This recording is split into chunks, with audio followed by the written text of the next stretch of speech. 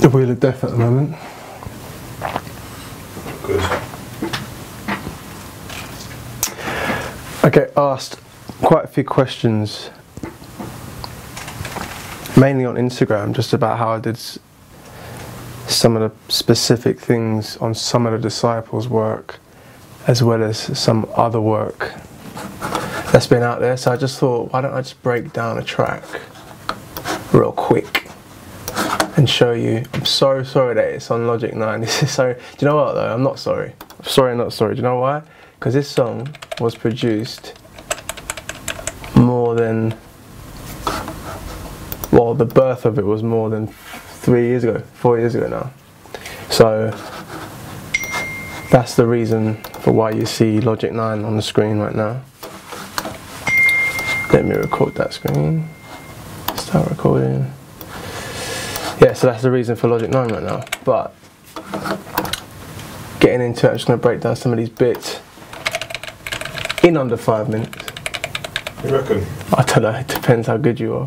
Depends how good you are at breaking down stuff. Right, so how do we start this? Drums. The drums were the most important thing for us. Luke came into the studio, he handed me about 4 or 5 different parts. A kick drum, snares, hat movements, and I just threw them in. Gavin gave me the tambourine, and so start with this. This was one of the main loops. Let's see.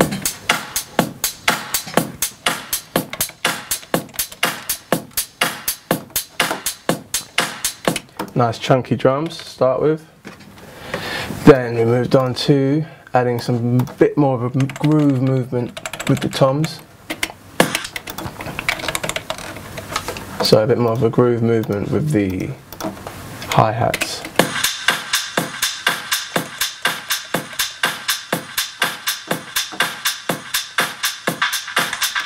So as you can hear, that's quite straight up and down, right?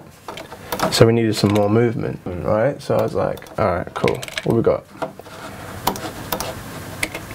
Added this bad boy.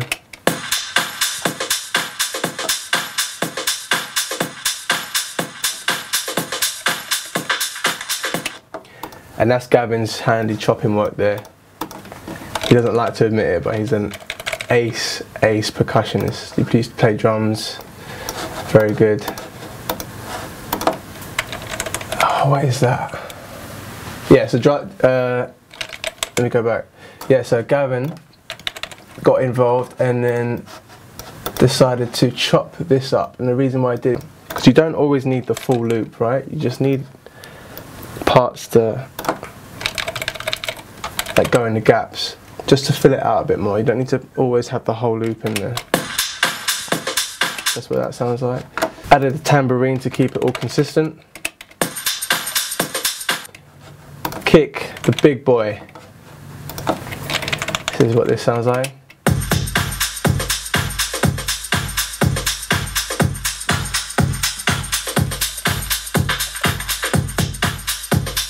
That triple kick was like the basis of how this whole bass line started as well. The dum dum dum. Wanted to follow that. Bass. This bass was made up of 3 different basses. So we used Poly 6, which looks like that, which is proper old school vibes. Normally do we go for this kind of stuff? No. With this record we were going for an old school feel, we were going for that Duvall kind of summertime feel. So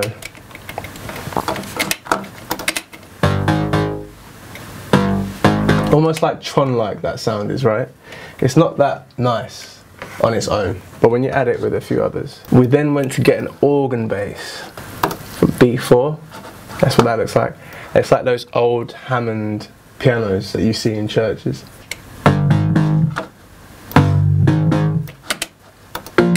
It's just underneath it. This is what it sounds like on its own. And then with the Poly 6 bass, as we always have in many Disciple sounds, we have the sub. Now that's the main bass sound, right? The other 2 we just used as layers. Now sometimes we pan them left and pan them right, but with this one we just kept all down the middle.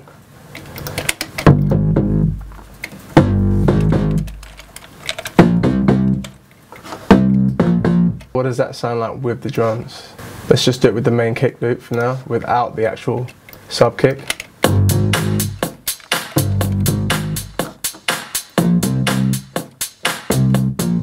Add a few more elements.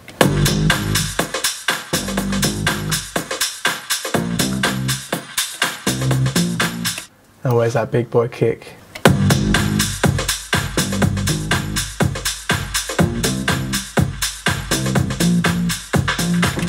And we added a jack in hi-hat just for fun.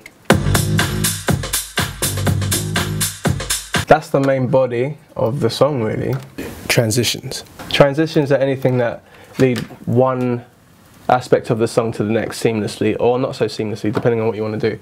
This is one of my favourite transitions we made. Or is this love that I'm feeling? You say. Let me play that on its own real quick. Can you see it's doing that panning left and right? Like this. But we wanted to do something different with that, so what we did, we used Sound Toys and we went to Pan Man. So it's just like, I don't like hearing stuff that I've heard before, so I'll try my hardest to make stuff sound original.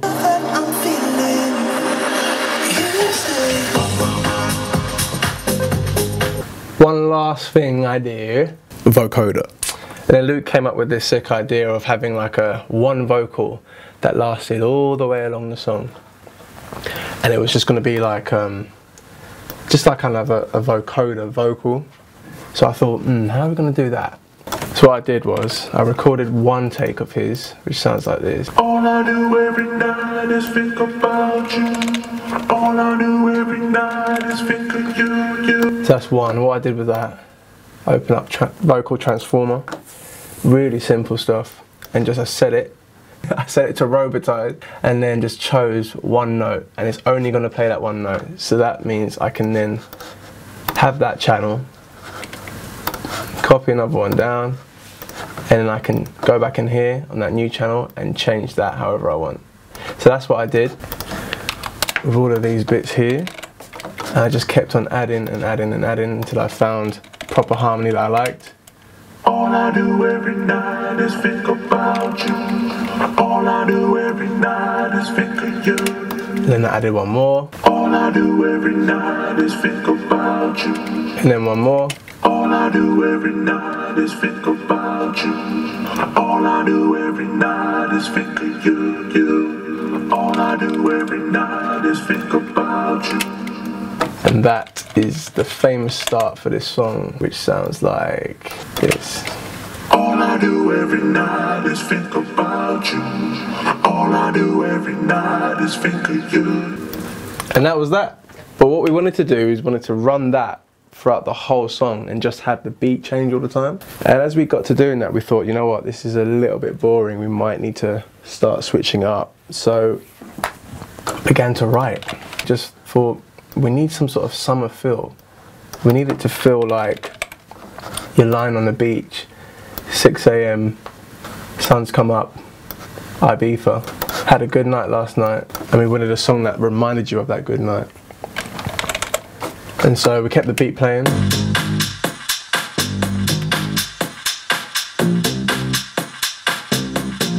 Vocal. And let me see if I can find the vocals real quick. Are we lost? Or is this love that I'm feeling? Your burning touch is something that keeps on healing. Now we can. Now a big question I get asked is what was the processing on the vocals? Like, how did you get them to sound so bright and so in your face, but yet not too loud for the actual song? So I'm going to go down to the processing. I'm going to show you one by one. So obviously Antares auto tune, that's the main thing. Had that quite high up actually on the retune speed. This is my favourite plugin of all time. It still is, even though there are better ones. There still is. This is CLA Vocals. And the reason why I like this is because it's quick and it's easy, and I can make stuff sound really good, really quickly, especially when you're in a session and you're trying to cut down time and you're trying to keep the vibe. I just whack this on. I usually have it on after I put the auto-tune on, then I put the CLA on, right? And I turn the treble up. I usually just do this just for the session. I turn the treble all the way up and the compression all the way up and keep the bass down low. Especially when you're doing such a commercial sounding record, just so you can hear how bright it should sound. Then I mess with the Space Design reverb, and this is like one of my favorite tools as well. This is all old school stuff, which I even still use in Logic 10, just because I know it very well. SSL compressor, Gavin taught me about this one. This is kind of like, it just makes everything, it's almost like a limiter as well as a compressor. It makes everything sit perfectly without jumping too much out at you. The flanger was quite an interesting one. This makes stuff, we'll just try and play it without anything else on it.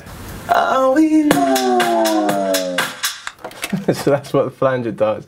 If you have it down low, it adds kind of like a robotic sound to the vocal, but it's not so intrusive, it's just more that you can feel it rather than hear it. The lyrics are very spaced out, so that space right there, we kind of felt needed to be filled with something. Now we like the spaciness of the way we wrote the song, but we felt like it needed carrying, so in order to carry it a bit more, stereo delay was our best friend. Are we lost, or is this love that I'm feeling? The reason why I cut off so much is because I don't really have the greatest mic. Look, this mic, I recorded On My Mind, I recorded loads of stuff. I recorded On My Mind, Daylight, They Don't Know, How Deep Is Your Love with Calvin Harris. All of it was recorded on this mic. This mic is less than 200 quid. Alright, so the reason why I use it is because I like it. And it's as simple as that. I bought this mic, which is about £1,000, and it's still in its box. Because to my ear, it's a piece of shit. It doesn't work properly. For my ear. This one, I love. But without having a good preamp, it's not really going to do much wonders for you. So what I've done is I've run this mic through a Focusrite compressor, where you use the gain here, and it has all these different things here. And also I run through this Neve compressor as well. So running through two compressors before, runs through that. So you sing, it runs through that, and then it hits the laptop, or in this case the computer. Is with the vocals, let me see. Oh mama. Well, there's no real technique to laying the vocals. I just layer them until I find that that's enough. I could have 20 stacks here. In this instance I have 8. I've stacked him 6 times. Luke's got a great bass tone to his voice. I love using it in our record. Also the vocalist of Daylight did the same. Oh mama. Right, so that's all Luke, right? Let's see who these are. Favourite part of the track has got to be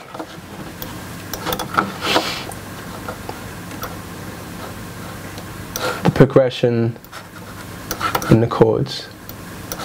This progression. The whole song was based on the bass line, that kick drum progression, and the chords. So when we wrote the chorus On My Mind, Luke had the sickest idea. I was like trying to pack this song out with loads of lyrics, and he was just like, no, just chill, just chill. Just how about we just follow the bass line? We followed the bass line and the chords. Originally we had On my mind, on my mind, on my mind, every night, on my mind. But we thought, there's something that's not cool about just doing that over and over again. So I was like, hang on, how about we just like, we pause. How about we just have the On My Mind. On my mind. Space. On my mind. Every night. I think that space, by not doing it every single time, was for me my favourite part of the song. Like, it's the notes you don't say, it's the notes that you don't play, yeah, which are for me the most special. So by not singing that here,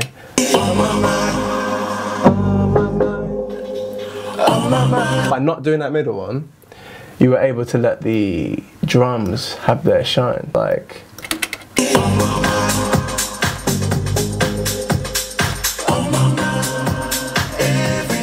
and it's just more of a statement record then, yeah, rather than, you know, you're trying to force the chorus down people's throats by repeating. The simplicity was actually, I think, the reason why this did well, and also was the hardest part to get right. We flew to LA, we had this song done, right?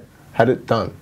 Flew to LA, worked with an amazing writer, and he kind of like, what he did was he filled in those gaps with like other lyrics and stuff. And we flew back, listened to it again, it's just like, no, it was fine. The way it was fine. That space.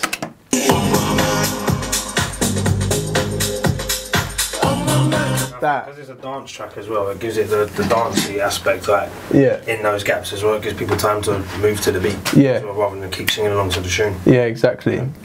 The reason to do that, to leave that gap, was part of the reason why some people in the team didn't quite feel the song was finished yet. But that was why I think it became an anthem, a summer anthem as well. It's those. It's so hard to do though. It's really hard to like not produce, like just stop and say that's enough. Yeah, of course. We always want to make it better. There's no reason for us to fly all three of us to LA, spend 3 weeks trying to finish this song when it was already finished. But it's like having the belief that you know that that is enough, and making sure that you put enough in there, but without having to overcomplicate. Like as producers and writers as well, we often overcomplicate stuff, and we actually don't need to. Usually, what I've learned over the last 4 or 5 years, usually the song and the production is pretty much there from the first 3 or 4 layers of whatever you do production-wise, and the first 3 or 4 layers of what you do vocally. 3 or 4 layers production, 3 or 4 layers vocally should be the basis of a song like this. Not all genres, but a song like this, and then everything else needs to accommodate that. Do you know what I mean? And that's what took me personally, I don't speak for the other guys, but that's what took me a while to appreciate. Like, it's the notes you don't say, it's the notes you don't play, it's the stuff you don't sing, it's what makes a song bang. And that is the breakdown of our Summer Jam 2017 on my mind.